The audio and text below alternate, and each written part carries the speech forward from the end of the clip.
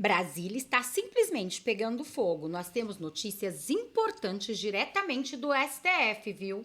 E eu não estou falando de qualquer notícia, não, e nem de qualquer lugar. Eu estou falando de dentro do gabinete dos ministros. E segundo informações, teve uma reunião misteriosa para falar sobre o ministro Alexandre de Moraes, que realmente está passando de todos os limites. E para chegar a este ponto dos outros ministros se reunirem para falar sobre as atitudes do ministro, é porque a situação do ministro está indo de mal a pior. Já falam até mesmo em recuo, viu? Inclusive, tem um fato que passou desapercebido por muitos, que eu vou trazer para vocês nesse vídeo.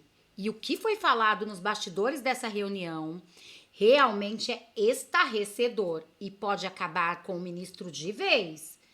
Mas não é só isso não, viu? Porque Brasília não para. E mais, acabou de acontecer uma verdadeira bomba. Uma bomba daquelas, vindo direto dos Estados Unidos. E diretamente, sabe da mesa de quem? Da mesa de Donald Trump. Ele acabou de dar ordens para a Marinha e é gravíssimo. Eu vou trazer todos os detalhes e destaque dessa notícia para vocês. Ele mirou o presidente e desta vez, gente, a situação ficou bem complicada, viu? Tem até perda de bens e muito mais.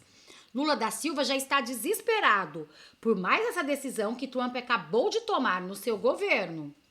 E ainda tem uma notícia envolvendo o STF, principalmente o ministro Alexandre de Moraes, que seria cômico se não fosse tão trágico. E vocês vão entender através dessa matéria. Mas a cereja do bolo vai vir mesmo na hora que vocês descobrirem a verdade por trás do que os Estados Unidos estão articulando contra o ministro Alexandre de Moraes. Porque, segundo uma jornalista que conhece muito bem os bastidores lá do Congresso americano e sabe muito bem o que está por trás da Casa Branca, o que ela vai revelar nesse vídeo, gente, coloca o ministro em uma situação mais delicada do que a Lei Magnitsky, viu? Eu só vou ficar dando muito resumo, tá, gente? Para esse vídeo não ficar muito longo. Só não esquece de curtir, compartilhar, comentar, deixar o seu like e se inscrever no canal. E já vamos começar com o vídeo que eu preparei para vocês. Eduardo Bolsonaro e Paulo Figueiredo revelam o que foram fazer na Casa Branca. Eu lamento as pessoas que têm a expectativa de que o Trump não haja, que o Trump reduza a tarifa. Essa hoje pareceu aqui, pelo que a gente conversou, uma possibilidade inexistente até que o primeiro passo seja tomado pelo Brasil. E a outra coisa que ficou muito clara aqui na conversa com a gente é que não parou por aí, né? A sessão 301 é o início de uma jornada que pode ser tenebrosa para o Brasil, mas além disso, as sanções Magnitsky não só contra o Alexandre de Moraes, contra também os aliados do Alexandre, os apoiadores do Alexandre, foi muito falado sobre isso aqui também, né? Sim. Digamos assim, continuam sob análise. Alguns cometeram o erro de achar, não, aconteceu uma coisa e não vai acontecer outra, não. Eu acho que as pessoas vão se surpreender com os próximos, eu vou chamar aqui de semanas. Os próximos momentos. As coisas estão acontecendo nesse exato momento. Então as decisões estão sendo tomadas, reuniões sendo feitas, tudo sendo preparado para as próximas ações. Mas podem ter certeza, né? O Trump ele conseguiu o que ele queria, tarifando Canadá, mais rigor na imigração. O México, depois das tarifas, fez apreensão recorde de fentanilo. Colômbia, com Petro também, teve que voltar atrás na questão de receber os deportados. Irã, com Khamenei, nem se fala. Não creio que será o Moraes que vai conseguir. China, conseguiu na China, né? Mas de minérios raros. A China agora, não, isso, China e Rússia. Rússia também está pedindo para sentar para conversar. Então é o seguinte. União Europeia pedindo para conversar. OTAN aumentando o orçamento da OTAN, né, colocando os países para contribuir a mais. Harvard está cedendo para o Trump. Da Universidade de Harvard. Então, até agora, absolutamente ninguém conseguiu ganhar as disputas das quais o Trump abraçou e trouxe para a mesa dele, como essa do Brasil. Realmente, eu também não acho que o Brasil vai ganhar. O que está acontecendo é que as autoridades brasileiras estão prolongando o sacrifício desnecessário dos brasileiros. Pois é, gente. E agora, olhem isso. E até mesmo a Rede Globo admitindo que Paulo Figueiredo e Eduardo Bolsonaro realmente articulam bem melhor do que Lula. Eu sei da noite para o dia, né? E mostra também como, eu sempre digo aqui, a falta de termômetro do governo brasileiro. Eles sim subestimaram, eu tenho conversado com muitos integrantes do governo, também do Itamaraty, porque de fato é muito difícil você imaginar que um governo como o governo americano vá atender a demandas de um deputado federal brasileiro, junto com o Paulo Figueiredo ali, jornalista, contra sanções, sobre sanções a um outro país, a uma outra nação. E eu queria trazer essa informação que eu já contei aqui, mas reforçando, o Paulo Figueiredo ele tem uma conta de que nesses últimos 2 anos que a Juliana mostrou na linha do tempo, ele conversou com cerca de 50 parlamentares para fazer essas conversas todas. O número exato é 47 parlamentares, eu até anotei aqui da minha apuração.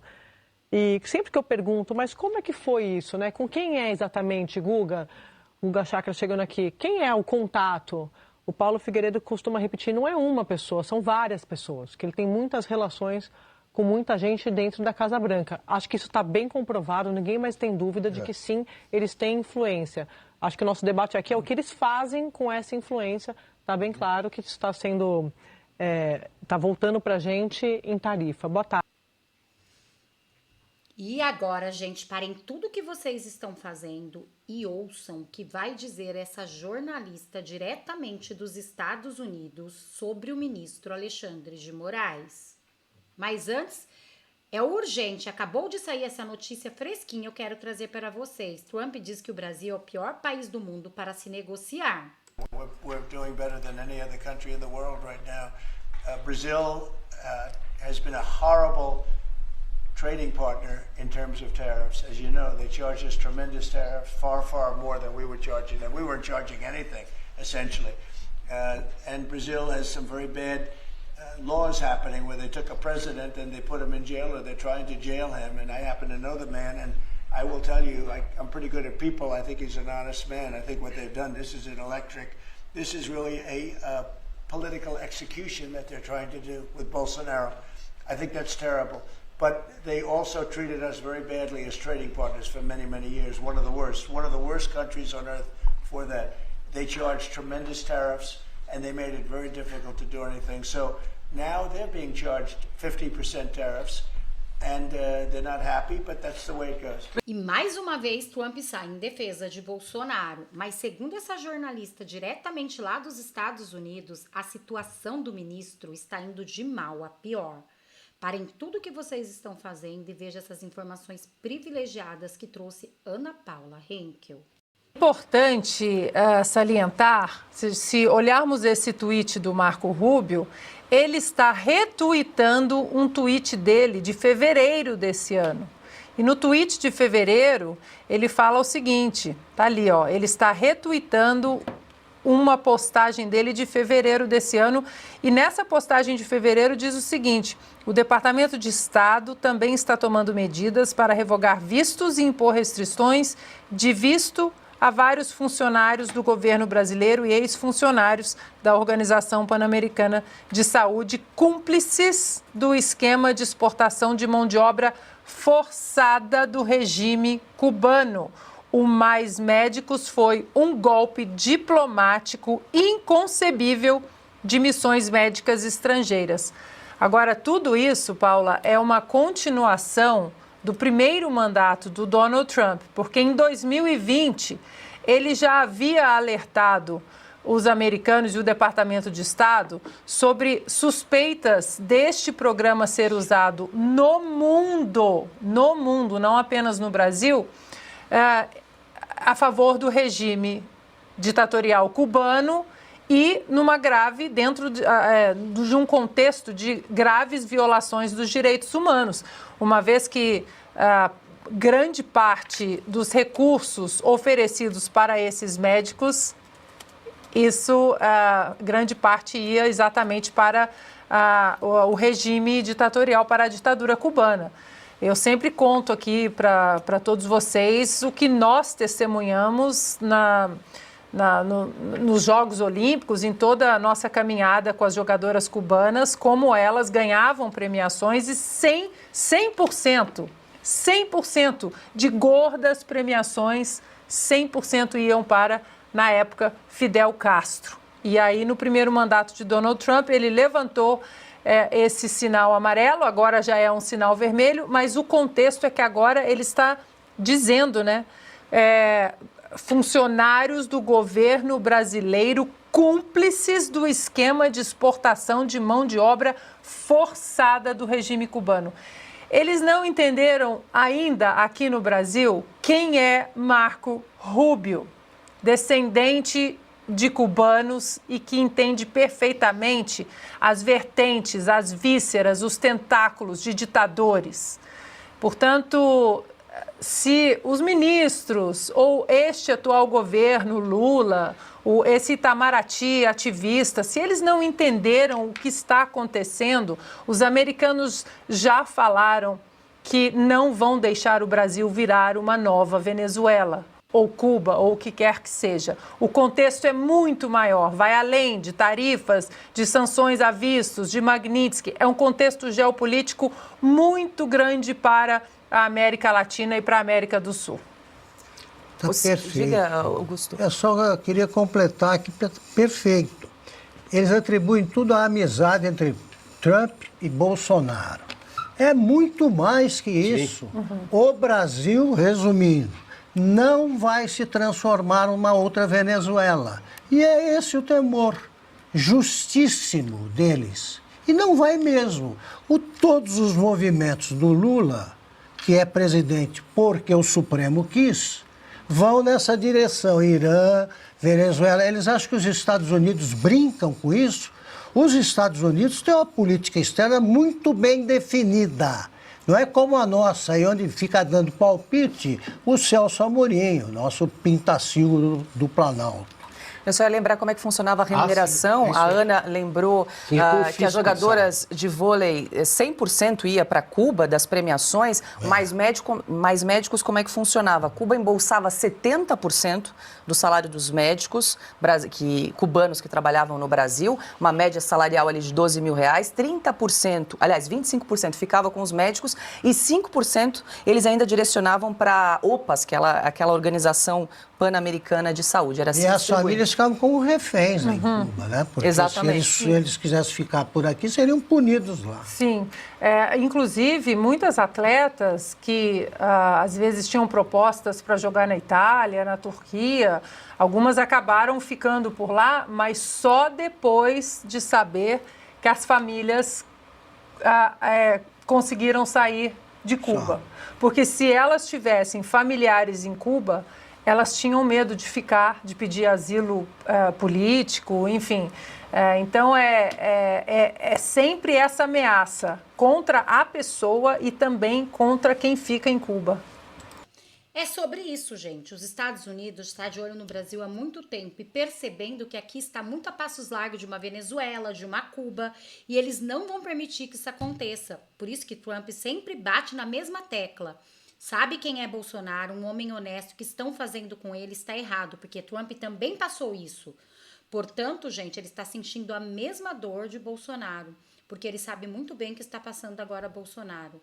E graças a Deus, né, gente, que Donald Trump olhou para o Brasil, porque se dependesse aqui, ia ficar complicado, principalmente do presidente do Senado, Davi Alcolumbre. E agora, gente, olhem isso. Vocês vão descobrir todos os bastidores dos ministros do STF, o que eles estão articulando dessa vez, que vai chocar vocês. STF se mostra incapaz de controlar Alexandre de Moraes. E o que se infere dos recados dos ministros do STF e das confidências de assessores publicadas pela imprensa, noticia-se aqui e ali sobre a preocupação de ministros do STF com as sanções do governo Donald Trump adotadas contra as excelências. Soube-se, por exemplo, que Alexandre de Moraes, Cristiano Zanin e Gilmar Mendes reuniram-se com banqueiros que queriam informar os ministros sobre o alcance da lei Magnitsky. Ouviram que todo mundo já sabia, menos os ministros iludidos com a própria onipotência, que os bancos brasileiros não teriam como desobedecer à legislação extraterritorial americana, sob pena de serem alijados do sistema financeiro internacional. Ou seja, uma ideia louca, vamos se dizer assim, de decidir que a lei Magnitsky não se aplicava ao Brasil, que deve ser arquivada. E ministros do Supremo Tribunal Federal querem impedir que bancos que atuam no Brasil apliquem a lei Magnitsky contra brasileiros. A norma foi usada pelo presidente dos Estados Unidos, Donald Trump, contra o ministro Alexandre de Moraes no mês de julho e pode alcançar outros integrantes da corte e também familiares. Na visão de alguns ministros, se um banco bloquear contas ou cartões aqui, o STF pode interferir com base na legislação brasileira. Há um pedido no Supremo, apresentado pelo deputado Lindbergh Farias, para barrar qualquer bloqueio no país. Em reunião com banqueiros, organizada inclusive por Rodrigo Maia, representantes de bancos do Itaú, Santander e BTG, indicaram que não pretendem impedir operações de Alexandre de Moraes no Brasil, mas demonstraram preocupação com eventuais exigências de Washington. Piotr, nós já conversamos aqui dessa preocupação que alguns ministros tinham se o ministro Alexandre de Moraes poderia seguir com contas nesses bancos, uma vez que eles também têm operações nos Estados Unidos. Num primeiro momento, há uma apuração que sim, que ele pode operar em reais, mas não em movimentações com dólar. Mas a gente precisa acompanhar isso, os próximos passos. Vale lembrar que há uma ação no Supremo Tribunal Federal, pedido do PT, e quem é o relator é o ministro Cristiano Zanin, que é uma ação do PT pedindo aí para a corte proibir os bancos de aplicarem a lei Magnitsky. Agora, isso poderia causar uma crise no sistema financeiro bancário brasileiro, Piotr? Então, vamos ao princípio da lei. Tem a sanção primária, que está no CPF do ministro Alexandre de Moraes, possivelmente possa ser até estendida à esposa dele, e as sanções secundárias, que é para, obviamente, bancos que fugirem à regra. Essas sanções secundárias podem chegar. Quando os próprios bancos dizem assim, não vamos restringir, até que sejam avisados que não podem fazê-lo. A hora que chegar uma norma e olha, é o seguinte, se vocês continuarem dando espaço para a atuação financeira do ministro Alexandre de Moraes, um sancionado pela lei Magnitsky, então você não vai operar mais dentro dos Estados Unidos. Imagina o BTG, por exemplo, que é um banco de investimentos. Tem ações, tem relações com os Estados Unidos, o Itaú, o Bradesco, bom, todos eles têm, os bancos brasileiros de investimento ou não, todos eles têm relação. Aliás, o mundo financeiro inteiro tem relações com os Estados Unidos por razões óbvias. Aí vem o momento das secundárias. Quando chegarem essas secundárias, vão dizer o quê? O que nós estamos vendo agora é aquela história, vamos jogar para a galera. Desculpa a expressão mais simplória aqui. Os ministros vão atuar para que o Alexandre continue a ter movimentação bancária aqui, o Supremo vai usar a lei brasileira. A questão não é usar a lei brasileira pode determinar o que quiser, o problema é que este banco tem uma atuação internacional. E se o país que aplicou a lei disser, olha, não pode, ele vai ter que fazer uma escolha. E ele vai dizer para o próprio ministro Supremo que está tentando convencer, olha, é o seguinte, se fizer isso, quebra meu banco. Meu banco deixa de atuar nos Estados Unidos. Ou eu perco um monte de clientes que têm interesse nos Estados Unidos. Um banco que hoje tem atuação internacional passa a ser o quê? Vai todo mundo ser um banco local? É o tipo de coisa que todo mundo fala o que quer nesse momento, até que chegue a sanção. A hora que chegar a sanção é a hora da verdade. Por enquanto, me parece que essa reunião foi assim. Vamos esperar um pouco, calma, a hora que chegar a gente decide. Mas eu duvido, conhecendo o sistema financeiro e conhecendo a Faria Lima, eu duvido que eles tenham dito, olha, pode ficar tranquilo que não vai acontecer nada. Banco não tem a menor chance de fazer isso. Banco é naturalmente um sujeito extremamente conservador, porque se perder uma regra, ele sai fora do sistema. Se ele sair fora do sistema, ele não tem negócio. Mas quer dizer que o que está na mesa de Cristiano Zanin é isso? Ele pode decidir que proibir que os bancos apliquem a legislação Magnitsky a brasileiros? Ele pode tomar essa decisão. A questão e a consequência seguinte. A decisão... Vamos lá. Nós não temos jurisdição sobre a lei americana. Óbvio, a extraterritorialidade que o Alexandre de Moraes tentou aplicar deu errado. Os americanos estão querendo o quê? Impedir liberdade de expressão de um cidadão americano? Em solo americano. Em solo americano? Bom, já deu errado aí. Essa é a razão desse barulho que nós estamos vivendo, dos 50% de tarifa, essas coisas todas.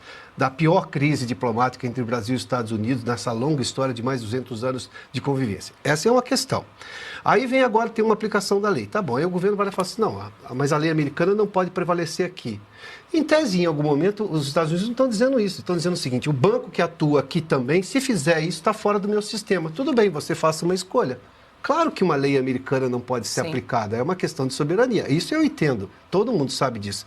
O problema é que você interage com o governo americano, interage com a economia americana. Lá sim, lá o banco vai respeitar. Então o banco de lá, que você sempre precisa de um banco lá, né? Você tem que uma operação que precisa ser espelhada lá. Esse espelho é americano, esse espelho segue a lei americana. Esse espelho não pode fugir da lei americana. Ele vai dizer, não posso trabalhar com você. Essa é a lógica de uma sanção. Como, por exemplo, a sanção que a Rússia sofreu agora na guerra da Ucrânia. A sanção, por exemplo, que eu mencionei recentemente aqui, inclusive o artigo desta semana na Oeste, é sobre isso. Você perde a possibilidade de atuar no sistema bancário internacional. Não porque eles estão aplicando uma lei sobre os bancos russos, é porque os bancos russos não podem fazer negócio com as suas contrapartes em outros lugares do mundo. Ponto. Banqueiros já disseram que vão seguir todos os códigos, aí, seguir todas as leis, aí estão subordinados. Não tem conversa. Agora, por que eles não... O nosso Alexandre de Moraes diz que eles erram, né? Seres humanos. E cometeram erros e acertos. Tá? Por que não devolve, por que não acaba com o bloqueio que permanece de tantas contas bancárias? Estão bloqueadas, nós sabemos, temos pessoas, jornalistas, amigos, profissionais competentes que nada fizeram, continuam há anos.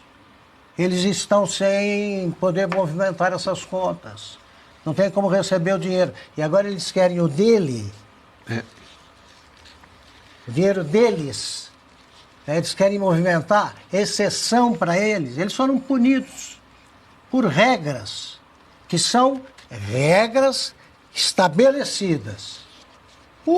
Bloquearam o dinheiro as contas de meio mundo, com base em nada, arbitrariamente. Quer dizer, agora é aquilo, né? Bateu aqui na altura da cintura, você aprende a nadar. Sim. Eles vão ter que explicar. Mostra que voltam atrás. Mostrem que cometeram erros e que querem corrigir. Inclusive Deem um exemplo e não peçam a exceção. Inclusive da esposa do Eduardo Bolsonaro. O que a esposa do Eduardo Bolsonaro tem a ver com tudo isso? Filhos e parentes do Roberto Jefferson, do Daniel Silveira, todos. A garota que é filha do Daniel Silveira não pode movimentar a conta dela. Do Eustáquio também. Oswaldo Eustáquio. Oswaldo Eustáquio também. A filha, inclusive, teve uma ação da polícia dentro de casa, em que há uma acusação de que a polícia, inclusive, não tinha uma mulher para poder fazer revista nela. Ou seja, uma série de coisas gravíssimas todas, né? Gente, como vocês podem ver, a situação está ficando cada vez mais complicada. E agora, olhem isso. Gilmar Barroso e Moraes lideram ranking de imagem negativa no STF. Pesquisa Atlas Intel, em parceria com a Bloomberg, mostrou que os 11 ministros da corte têm saldos negativos de imagem. A pesquisa divulgada nesta quinta-feira, dia 14, pela Atlas Intel, mostra que todos os ministros do STF têm imagem negativa a superior à positiva. Embora Alexandre de Moraes tenha a melhor avaliação positiva de 49%, ele é o terceiro com maior imagem negativa, 51%. O maior percentual de imagem negativa é do decano da corte, Gilmar Mendes, com 56%. Gilmar também tem o maior saldo negativo de imagens. A diferença entre os que têm imagem positiva dele é de 29% e os que não têm é de 27 pontos percentuais. Aí fica a pergunta, por que Gilmar Mendes está ultrapassando? E se eu te disser que ele é o homem por trás do ministro Alexandre de Moraes? Olhem isso. Segundo esse aliado de Bolsonaro, quem manda no STF é Gilmar Mendes. Tá agora uma coisa de bastidor que você precisa saber. O mundo precisa saber quem realmente está protegendo e está segurando Alexandre de Moraes. A gente está percebendo o cerco se fechando. É inegável isso. O julgamento do Bolsonaro se transformou na maior aberração jurídica que o Brasil já viu. Eu acho muito... É um absurdo que eles queiram condenar um grupo de pessoas num julgamento tão mal feito, tão teatral, com tantas irregularidades e até crimes cometidos durante o processo legal por parte do Ministério Público e do Alexandre de Moraes e da Polícia Federal.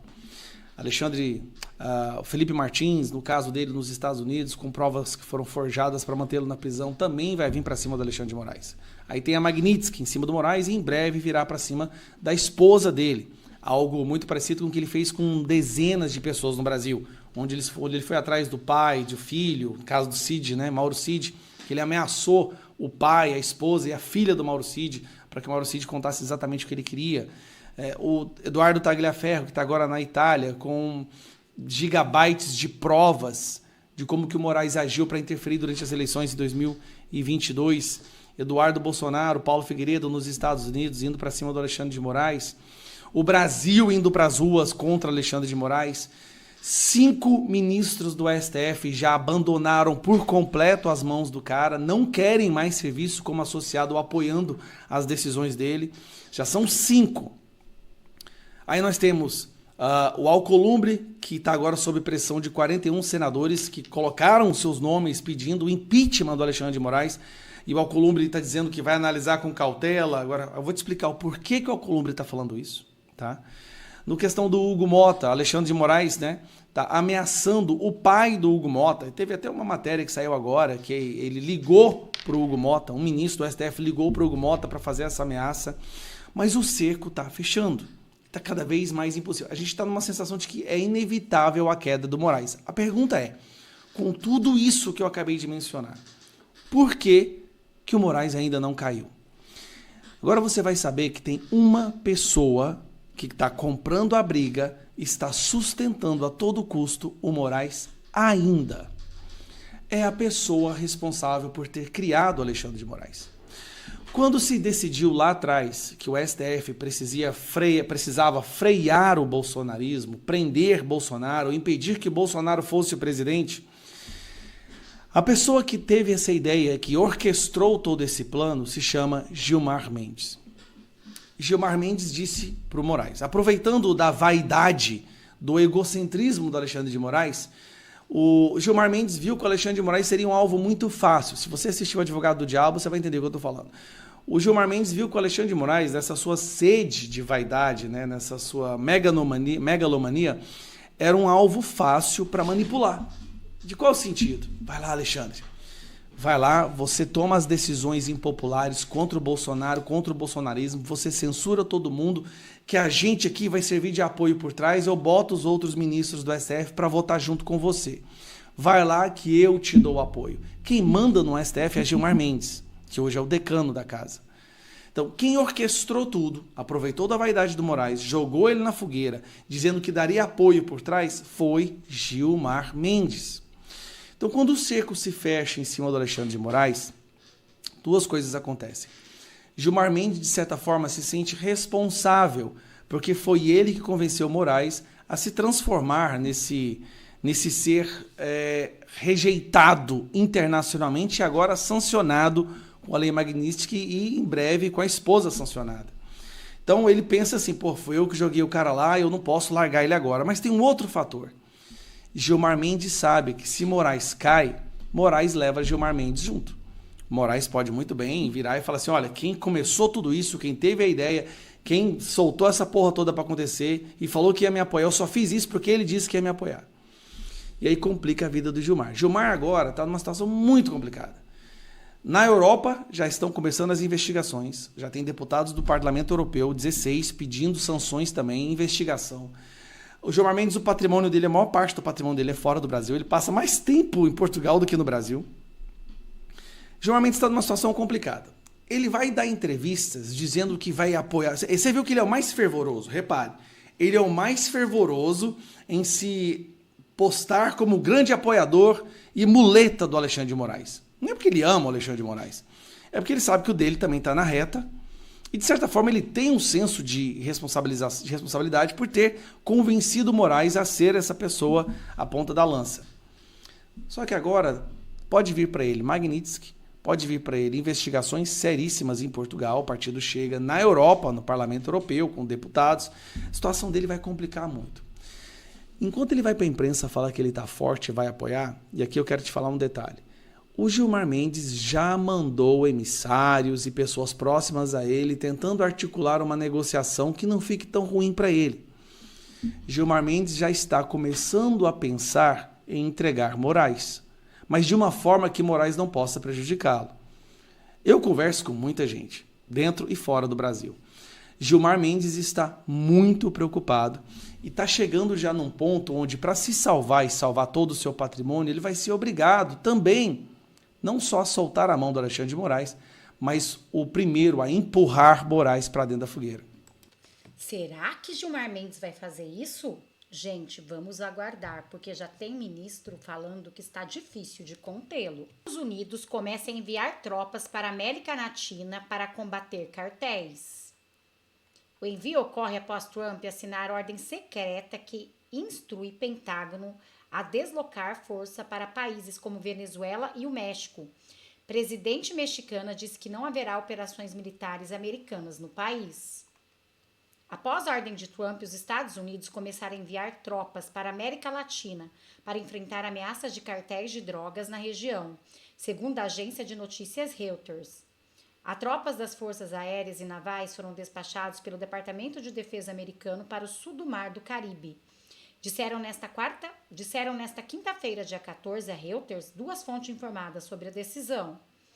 O envio ocorre após o presidente dos Estados Unidos, Donald Trump, ter assinado secretamente uma ordem instruindo o Pentágono a usar força militar em regiões da América Latina para combater cartéis de droga, como revelou uma reportagem do jornal americano The New York Times. Aspas, essa mobilização tem como objetivo enfrentar a ameaça à segurança nacional dos Estados Unidos, proveniente de organizações narcoterroristas, especialmente designadas na região, fecham aspas, disse uma das fontes das Reuters. A situação já está clara aí. Eles não querem de maneira nenhuma que aqui se torne mais uma Venezuela e nem mais uma Cuba. É muito além de amizade com Bolsonaro. É por isso que eles estão tão de olho no Brasil. E olha, eu não duvido não se daqui a pouco não acontecer aqui o que está acontecendo lá. Bom, gente, eu vou ficando por aqui para esse vídeo não ficar muito longo, tá? Só não esquece de curtir, compartilhar, comentar, deixar o seu like e se inscrever no canal. Também deixa aqui qual o seu nome, de qual cidade vocês estão falando, para a gente poder se conhecer um pouco melhor. Para quem não me conhece, eu me chamo Renata Dib e moro no interior de São Paulo, Taubaté. Muito obrigada a todos. Deixa aqui nos comentários o seu apoio ao nosso amado capitão Bolsonaro. Somos todos Bolsonaros, só não esquece de compartilhar. Eu desejo uma quinta-feira abençoada. Até nosso próximo vídeo.